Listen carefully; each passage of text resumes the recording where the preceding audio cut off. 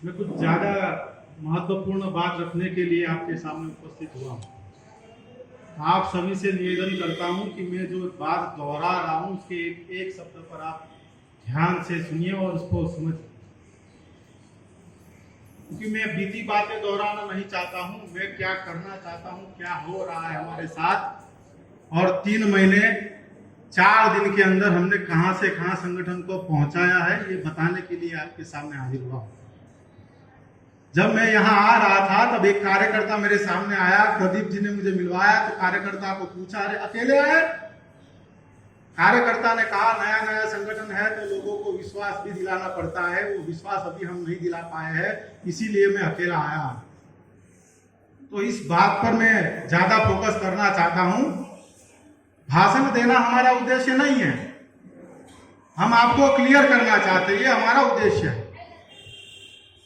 2 जनवरी 1945 को डॉक्टर बाबा साहब अम्बेडकर ने कोलकाता में all Indian schedule caste student federation का कार्यक्रम लिया, और वो कार्यक्रम में बाबा साहब ने कहा कि हमें कांग्रेस के जो विद्यार्थी संगठन है उसमें से निकलना होगा और हमें खुद का विद्यार्थी संगठन बनाना होगा। उसके बाद डॉक्टर बाबा साहब अम्बेडकर ने 17 दिसंबर उसी साल के अंदर 1945 में एक और स्टेटमेंट दिया कि हमें कम्युनिस्ट लोगों से सावधान रहना होगा। पहले कहा कि हमें विद्यार्थी संगठन बनाना होगा, उसी साल में कहा कि हमें कम्युनिस्टों से सावधान रहना होगा। इसके 4 साल के बाद 16 जनवरी 1949 को बाबा साहब ने एक बड़ी बात कही। बाबा साहब ने कहा औरों की हवेली में घुसना मूर्खता है, हमें हमारी कुटिया सुरक्षित करनी होगी। उसके 5 साल के बाद डॉक्टर बाबा साहब अम्बेडकर ने 26 अक्टूबर 1945 को और एक स्टेटमेंट कहा, अगर हमारी कुटिया सुरक्षित बची रही तो लोग यहीं आएंगे। मैं किस और इशारा करना चाहता हूं, आप बखूबी समझते हैं। आप उत्तर प्रदेश के लोग, ये क्रांति के सर्वोच्च लोग हैं, तो ये मैं क्या कहना चाहता हूं आप लोग समझते हैं। बाबा साहब ने कहा, मेरे भाई ने कहा कि समाजवाद और अम्बेडकरवाद को साथ में आना होगा। हम दोनों हाथ से आपका स्वागत करते हैं। हम भी यही कहते हैं, समाजवाद और अम्बेडकरवाद को साथ में आना होगा। हम एक और बात कहते हैं, बीएसएफई जब संगठन हमने बनाया तो बहुत सारे लोग, प्रदीप सर हमें कहते थे, क्या कर लोगे, 2 जिले का संगठन नहीं बना पाओगे, 2 जिले का संगठन नहीं बना पाओगे। हमने 3 महीना 4 दिन के अंदर 8 राज्यों में संगठन को पहुंचा दिया। जो लोग हमें तोड़ नहीं पाए उन्होंने हमारा चरित्र हनन भी किया, हमें गालियां भी दी, हमारे घर पे गुंडों को भी भेजा, लोगों को पैसे देकर हमारे खिलाफ भी किया। लेकिन आज उन लोगों को मैं कहना चाहता हूं, आज खाओ के देख लो, हमने यही उत्तर प्रदेश में 3 महीना और 4 दिन के अंदर यही लोगों को खड़ा करके दिखाया। क्योंकि ये कारवा बहुत ज्यादा बढ़ रहा था, सोशल मीडिया में ये बहुत सारी बातें जो लोग हमें रोकने की कोशिश में लगे हुए थे वो कर रहे थे। तो मैं यहाँ नाना साहब पाटिल वाला एक उदाहरण देना चाहता हूं। हमने ये संगठन बनाया ना, इक्वालिटी देने के लिए बनाया, महिलाओं के मान सम्मान को बचाने के लिए बनाया, ये विद्रोही संगठन बनाया। नाना साहब पाटिल की एक बात करना चाहता हूं। नाना साहब पाटिल ने हिजड़े लोगों को सिपाही का कपड़ा पहनाकर अंग्रेजों के सामने खड़ा किया। जब खड़ा किया तो वही हिजड़े लोगों ने बंदूक सामने रखी, बंदूक चलाना नहीं आता, अंग्रेज बंदूक खड़े रहे, दोनों राह देख रहे कौन बंदूक चलाएगा। तब अंग्रेज ने कहा, अरे हिजड़े के माफी देख क्या रहे हो, गोली चलाओ।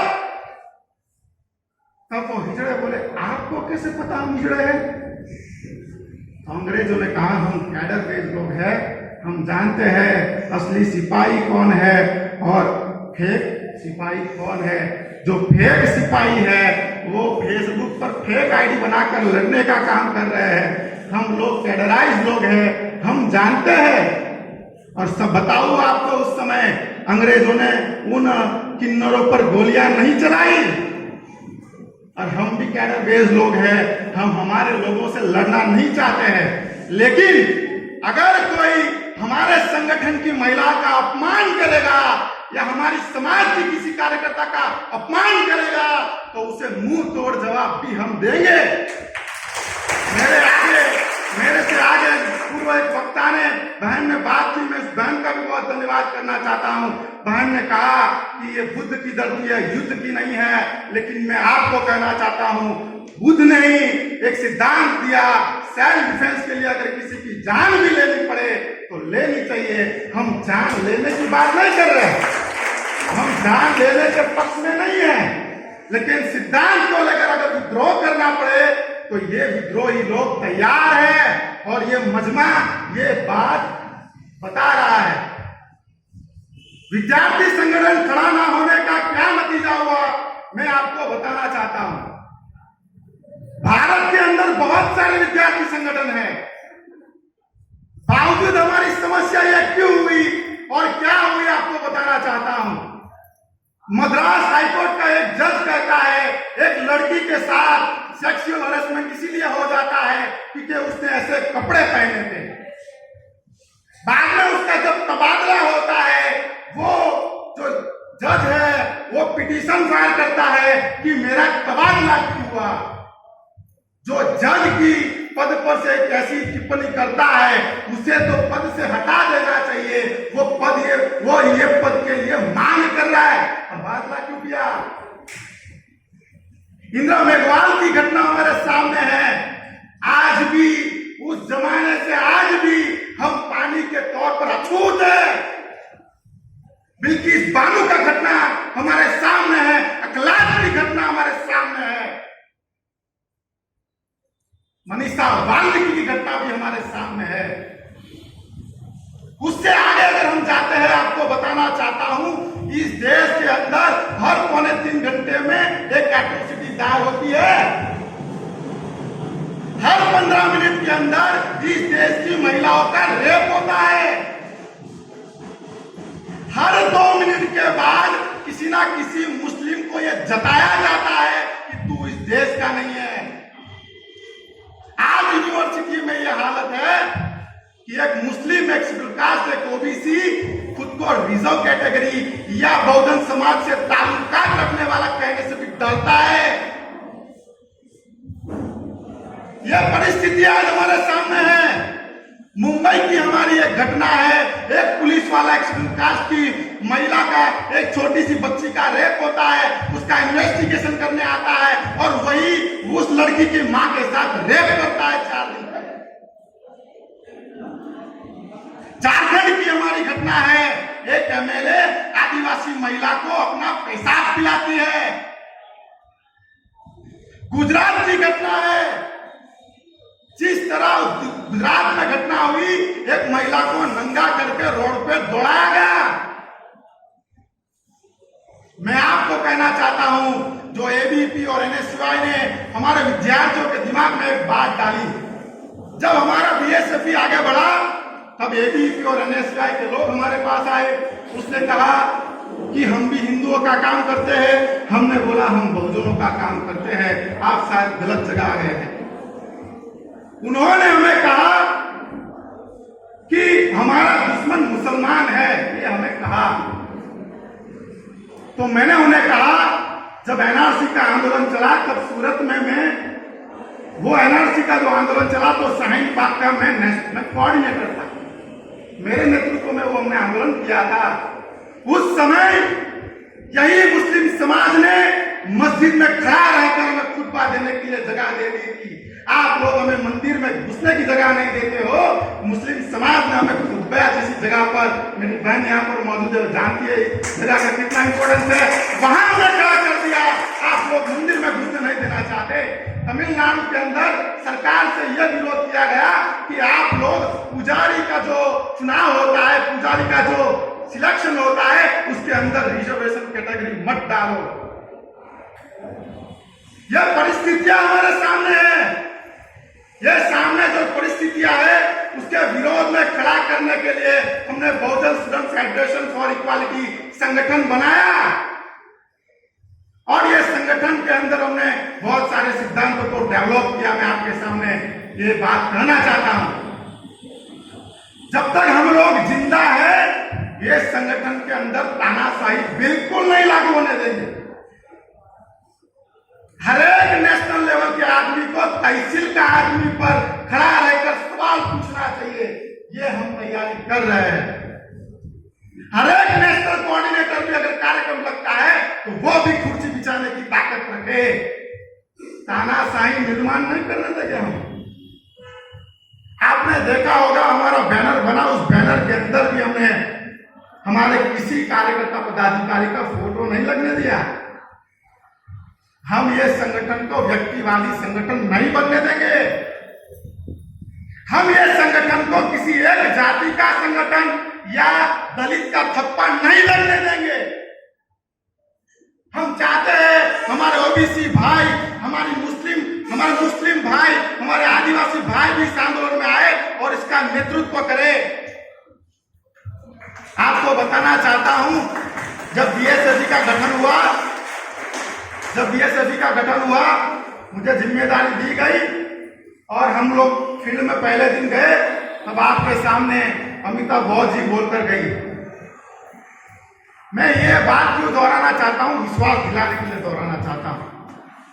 उन्हें पहले ही दिन फूड पॉइजनिंग हुआ और फूड पॉइजनिंग में हम वो कंडीशन में थे कि हम लखनऊ विश्वविद्यालय के अंदर फील्ड करने की कंडीशन में नहीं थे। तब उन्होंने कहा कि मरने वाली नहीं हूं और जब तक इस संगठन को हम लोग भारत के हर राज्य के अंदर नहीं पहुंचा देते तब तक मौत भी हमसे ये हमारे मरने का हक नहीं छीन सकता। ये लोग हमने खड़े किए हैं। आप जो लोग हमारे सामने खड़े हैं, आप लोगों ने भी बहुत अपमान झेला है। मैं जानता हूं उत्तर प्रदेश के लोगों का दर्द मैं जानता हूं, बहुत बखूबी जानता हूं। सूरत में मुझे एक मौलाना ने एक किस्सा कहा था, वो कहना चाहता हूं और उसके बाद 2-3 मिनट में मैं अपनी बात खत्म करूंगा। हमें अध्यक्ष जी को भी सुनना है, समय चला गया है। एक व्यक्ति को धर्म का प्रचार करने के लिए भेजा गया। जब वो व्यक्ति को धर्म का प्रचार करने के लिए भेजा गया, कुछ साल के बाद उनके समीक्षक लोग वहां आए और चेक किए कि ये प्रचार करता है कि नहीं करता है। उसको देखा, उसको पूछा, अरे कोई समस्या आ रही है, कोई अपमान कर रहा है? तो उसने कहा, नहीं सर, कोई समस्या नहीं आ रही है, कोई अपमान नहीं कर रहा है। उसी समीक्षक ने उसी दिन उस व्यक्ति को प्रचारक का जो संघ बना था वहां से निकाल दिया कि ये आदमी अगर अपमान नहीं झेल रहा है तो ये काम नहीं कर रहा है, ये आदमी को अगर कठिनाइयां नहीं आ रही है तो ये आदमी काम नहीं कर रहा है, ये व्यक्ति को हर दिन खुद को साबित करने के लिए जिंदगी नहीं लगानी पड़ रही है तो ये काम नहीं कर रहा है। उसका मतलब है जो लोग काम कर रहे हैं वो हर दिन अपमान सहन कर रहे हैं, वो हर दिन इस खुद को साबित करने में लगे हुए हैं। तो आप लोग भी उसी कड़ी के लोग हैं, निराश होने की जरूरत नहीं है। बाबा साहब ने कहा था हमारा दुश्मन केवल एक है, निराशा। उसके बाद कुछ बातें कहकर मैं अपनी बात अब खत्म करना चाहता हूं। हमें महोदय जी को भी सुनना है। आप लोगों के सामने कुछ बात कहना चाहता हूं। बीएसएफई हमने जब संगठन बनाया तो लोगों ने हमें सवाल पूछा, रास्ता का आंदोलन कैसे करोगे? रास्ते का आंदोलन कैसे करोगे? हमने कहा अभी तक विद्यार्थी संगठन जो था वो विद्यार्थियों को जेल में डालने के लिए आंदोलन करता था। हम जेल में भेजने का आंदोलन शुरू करने वाले हैं। बार एसोसिएशन के लोग जो बामसेब के लोग हैं वो हमारे साथ हैं। हम उनसे भी इस वार्तालाप में लगे हुए हैं। अगर किसी भी भर्ती के अंदर कोई भी अधिकारी से लेकर चपरासी भी अगर उसके अंदर कोई भी गलत काम करता हुआ पाया गया तो उसको जब तक जेल में नहीं भेजा जाता तब तक उस पर लगे रहेंगे। अब जेल में जाएंगे नहीं, जेल में भेजने का काम शुरू करेंगे। उसके बाद मेरे साथी जो आशीष जी यहाँ पर है, हमने ये इतिहास रचा कि 3 महीना 4 दिन के अंदर हम विश्वविद्यालय के अंदर इलेक्शन लड़वाने के काबिल हुए। आपको दूसरी और सफलताएं बताना चाहता हूँ। सर भी यहाँ मौजूद है।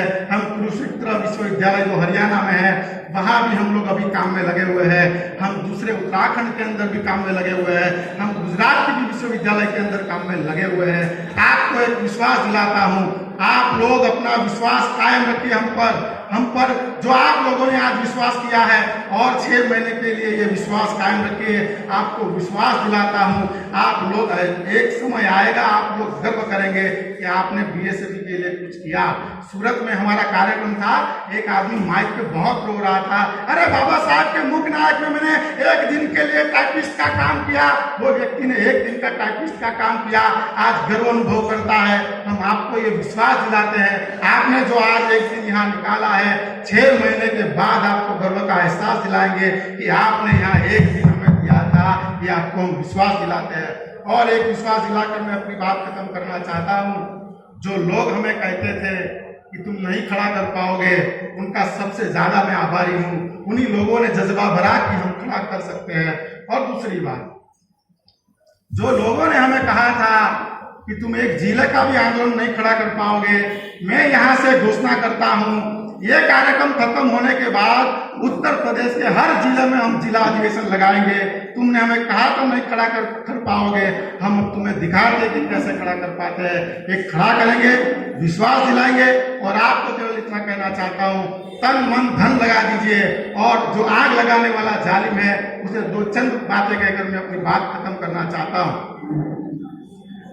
आग लगाने वाले जालिम, आग लगाने वाले जालिम, इस आग को ज्यादा मत भड़का।